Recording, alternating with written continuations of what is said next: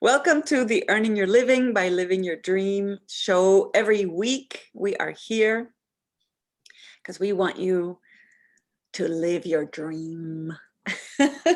Yes. God dang it. Yeah. Sweet, sweet dream.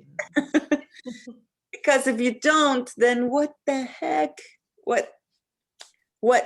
You're just gonna have that job forever and until you retire, or maybe you're already an entrepreneur, but you're not living your dream. So today we want to share with you about lean startups and how by just being yourself, you can make the same money you're making in your job or in that thing you're doing that brings money to pay the bills, but doesn't really fulfill you, right? So, and we wanted to talk to you a little bit about business plans and all of that supposedly is what we're supposed to do. We're supposed to fill out a business plan and get it all planned out and written and go to the bank and get a loan and all of that. But we want to warn you, because loans or angel investors, all of that, you got to read between the lines. You got to read the numbers really well, because you might just be getting trapped in something you don't want to.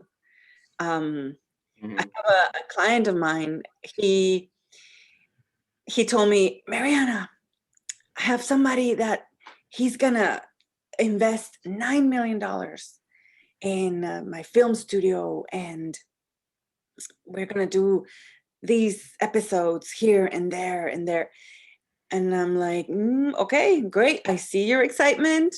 You light up. It's awesome. This is you, because you are a film star. No, it's just that, did you check all the numbers? And he actually works at a bank. So he knows numbers and stuff. He knows what he's getting into.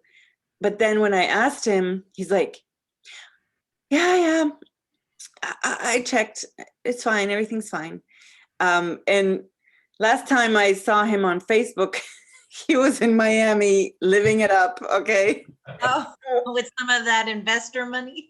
Maybe he did get that investor money, but then it's not going towards his true dream. And then how is he gonna pay back? And then all those really high interests. And I gotta check with him. I don't know if he took that money, but but anyway, we have other stories. Bruce, you have one where a friend of yours didn't really have to get any investment or go to the bank. And how did it happen, Bruce? Yeah, what happened was, it's actually my sister's close friend, and he used to love to make empanadas. And he was up in New York area, and he would always bring it to every event he went to the family, a big family and a lot of friends, and they all loved it. And one day someone said, why don't you sell these? They're so good. I haven't tasted any this good. And in New York, there are some of these vans that are on the street that sell stuff. And there's also storefronts, but there's not a lot of them. So he decided to get an old van. He was pretty handy. He got an old van and he built it up, put a kitchen type setup in there, and he started driving around the local neighborhood selling the empanadas to people. And his lines for his truck became so long, he actually started, and people were coming from blocks and blocks away. He decided, well, with the money he was making, he started to make, he was actually able to buy another truck that didn't need so much work and actually was ready to go, more of a food truck that was already set up. Nice. So he took that and he started going around to more streets, and more people were exposed to it, and the word got out. And before he knew it, the money was rolling in. He started to open up more and more of these food vans with empanadas in them. Wow. He even joined, well, I don't know if he was joined or he was picked for one of these cooking shows, and he won the show. Nice. Wow. That just, that with that, just kind of helped him even more. And what he did was he had really no money started. Now he had all this money coming in, and he was actually gets trucks. He started opening up some down in Miami and some in other areas. And before you know it, he has these other plenty of drivers and guys doing this for him with his recipe. He checks in on them, and he's now running this very profitable business. Last I heard, it's up and down the East Coast. I don't know if it's gone any further, maybe Pennsylvania. Nice. But he started with nothing, and he took his dream of doing that, of his joy and his love, Yeah. and he turned it into making money. What I've seen other people do is many times talking to business owners, part of the reason that 75 to 90% of business owners fail is not because of their product or their idea. It's because they have an idea and then they go buy all the equipment, they buy everything big, get a storefront, and then start producing their product. Yeah. And with all the debt hanging over them, a lot of times that puts pressure on now what you enjoyed. And it's kind of what we're talking about. That's when maybe you'll get an investor or someone will do that, but there's still pressure to perform. Yeah. Taking your love, Yeah. building it up slowly. And if you're working and you have to do it as you're working, to bring money in, you do that so you can get to a point where then you don't need anybody's help like this guy. And, you turn a few dollars into many, many millions of dollars. I don't really know what he's making, but he's doing really well. Amazing. Wow. All because his friends told him, hey, your empanadas are awesome. You should sell them. Exactly. Followed that. Yeah. Sometimes you don't know what special thing you have going on until somebody catches you with your Yeah. pants down, kind of doing what you love doing.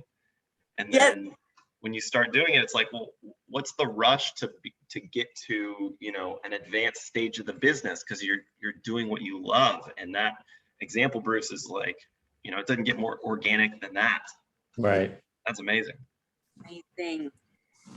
And it's true that if people get like an investor later, when those debts, the pressure is coming in, and then the investors come and pour the money, but then they also pour the pressure in, and then the entrepreneur's vision gets messed up too, and you don't want that, guys. They could put their opinions, those investors could put their opinions on how they think the product should be, or Yeah. the business. They're not in it for the love, they're in it for the money. And you Right. don't want partners that are not in love with what you're doing as much as you. Yeah. I don't know if I said that right, but you know what I mean. Yeah, you don't want people that are not in love with your vision in there, Yeah. or else it gets messed up. I have another example also of empanadas. It's just funny, empanada show. But there was this woman that she went through big pain in her life, divorce, and then the kids' custody was gonna be on the dad's side, and it was a big turmoil. But in the middle of it all, she started making empanadas and sending some to friends for free samples and stuff. And she started making money to be able to pay for herself, for her life, and over the years, somehow she left the empanada project because somebody liked her, and in her empanada party or something, and then they invited her to do some accounting because they heard that she was good at that too. And so then she took the job, and well, she limited herself a bit there for some years. But now, okay, so she did that accounting job, and now she's in the oil and gas industry in a big company here in Houston. And she's in the corporate world and she makes good money and all that.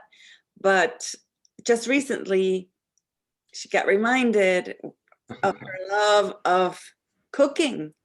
And she described it so well. I got inspired to cook for my own man.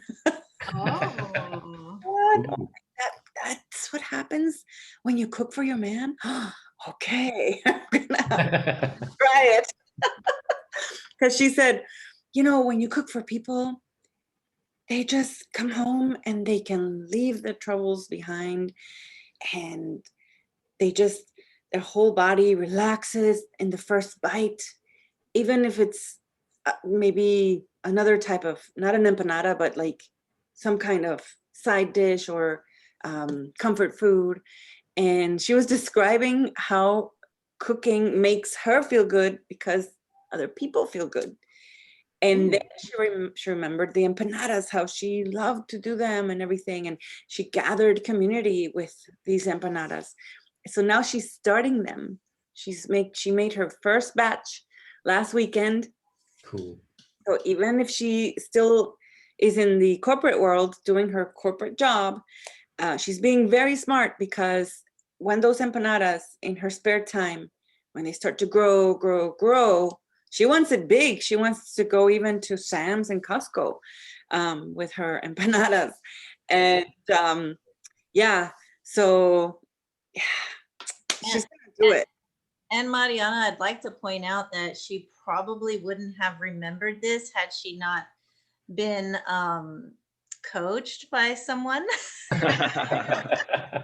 Yeah, we coached her to remember herself and to remember that pleasure that she has when others have pleasure. And we met her at the park, you guys. So Adriana and I met her at the park. So we changed her life. Totally. We just, she's gonna start that empanada project again, and she loves it. She was trying to find something. What else? And she was trying to force her husband to get into her book reading love, or to create a podcast about challenges. But all of that lights her up, not her husband. But then she found this other one that lights her up the most, this cooking. And she's gonna make money with that, and she's gonna provide for her kids and for herself. And yeah, it's gonna be good. Food tastes better with love, doesn't it? Yes. Everything tastes better with love. Love-filled empanadas. Oh, yeah. All right. Well, there you go, guys out there. We wanted to inspire you a little bit today about to watch for those banks and investors, and you can start your own business as a seed project, and it's going to grow organically, like Matt said, and with a lot of love. That love is going to grow. We have several examples that we shared here today. So, Or it won't grow, and you're glad that you didn't get ahead of yourself with these, plans and projects and a lease on a building. right. Because I actually don't like doing this very much, or there's no need for it or something, Right. you actually tested it. Yes. Right? And you're not stuck with a big loan or something. And you tested it, and also these seed projects are a great opportunity for you to create community within your community, and everybody grows, or not, Do whatever you want. Get out of here. Just That's the entrepreneur journey. yeah, try everything you want. Try it all. All right, guys, see you next week. Bye-bye. Bye-bye.